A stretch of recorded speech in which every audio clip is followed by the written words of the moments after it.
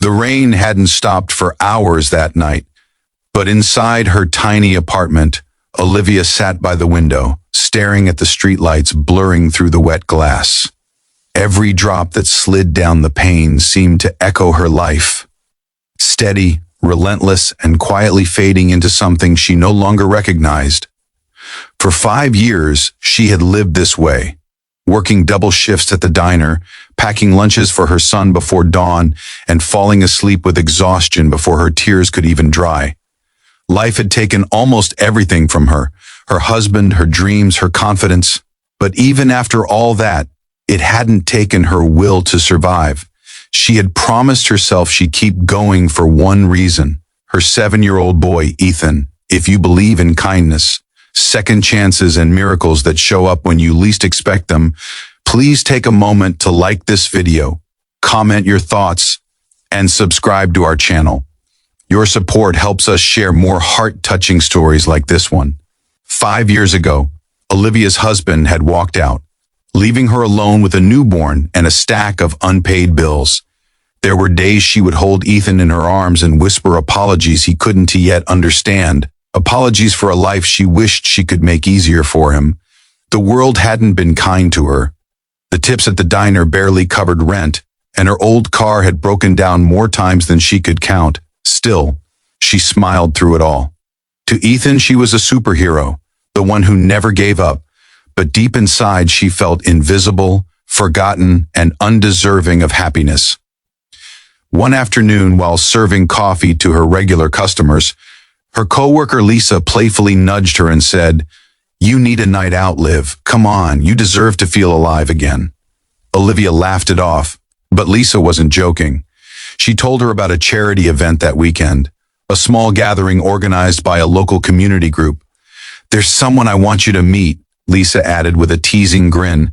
"He's a good man. I promise. Just dinner. That's all."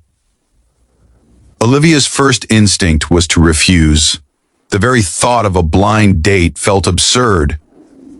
Who would want a tired single mom who barely had time to sleep? But something about Lisa's insistence, and maybe a flicker of loneliness she didn't want to admit, made her agree. That Saturday, she stood in front of her mirror, staring at a reflection she barely recognized. Her once glowing skin was now pale from stress, her eyes shadowed from sleepless nights. She wore a simple navy dress she hadn't touched in years. When she walked into the restaurant, her heart raced, not from excitement, but from fear. Fear of judgment, fear of disappointment, fear of feeling like she didn't belong. And then she saw him.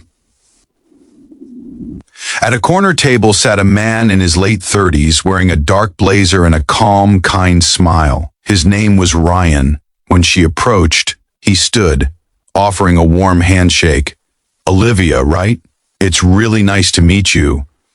There was something about his voice, gentle, genuine, that made her shoulders relax a little. As the evening went on, she found herself laughing more than she had in years. He didn't ask the usual small talk questions. Instead, he listened, really listened. When she spoke about her son, his eyes softened, and he said, "He's lucky to have a mom like you." But when the bill arrived, and Ryan reached for his wallet, something happened that made Olivia's stomach twist. She noticed a silver medical bracelet on his wrist. He caught her glance and gave a small, almost embarrassed smile. "Heart condition," he said quietly. "I'm on the transplant list." The words hit her like a wave. For a moment, she didn't know what to say. Here she was, thinking she was the broken one, yet across from her sat a man fighting for his life with a smile. After dinner, they walked outside, the city lights shimmering in puddles at their feet. Before they parted, he said, "Thank you for tonight. It's been a long time since I felt normal." Olivia nodded, her heart strangely heavy. She didn't know if she'd see him again, but something inside told her she hoped she would. Days turned into weeks and life carried on. Dishes, bills, bedtime stories. But one evening, as she was closing the diner, her phone buzzed. It was a message from Ryan. "Would you and Ethan like to come to the park this Sunday? I'd love to meet him. She hesitated. She had never introduced Ethan to anyone. But something about Ryan felt safe. That Sunday, under a clear blue sky, Ryan brought along a kite. Ethan, shy at first, warmed up quickly. Within minutes, laughter filled the air as the three of them ran through the grass trying to keep the kite flying. Olivia watched them, her chest tightening, not from sadness, but from something she hadn't felt in years, peace. For the first time, her life didn't feel so heavy. Over the next few months, Ryan became a quiet but constant presence. He'd stop by the diner for coffee just to see her smile, or leave small notes saying things like, "You're doing amazing, don't forget that." But behind his gentle humor, Olivia noticed something else. His health was getting worse. The color in his face had faded, and he often grew breathless.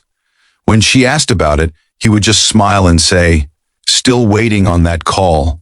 That call, the one that could save his life, never seemed to come. Until one cold December morning. It was a Tuesday, and Olivia was folding laundry while Ethan played with his toy cars. Her phone rang, and when she answered, it was Lisa, her voice trembling. "Liv, turn on the news.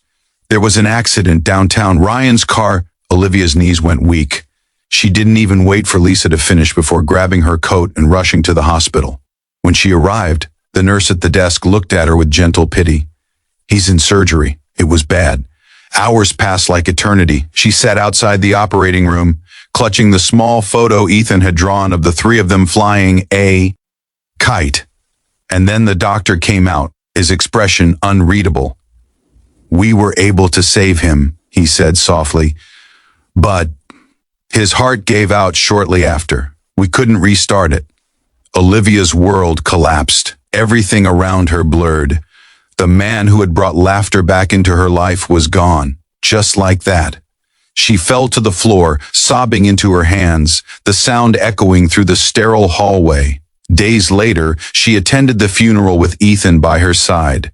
The sky was gray, and the wind bit at her skin. Ethan held her hand tightly, whispering, "Mom, is Mr. Ryan in heaven?" She could barely answer. Weeks went by, but the pain didn't fade. She kept the medical bracelet he'd worn, the one with his name engraved.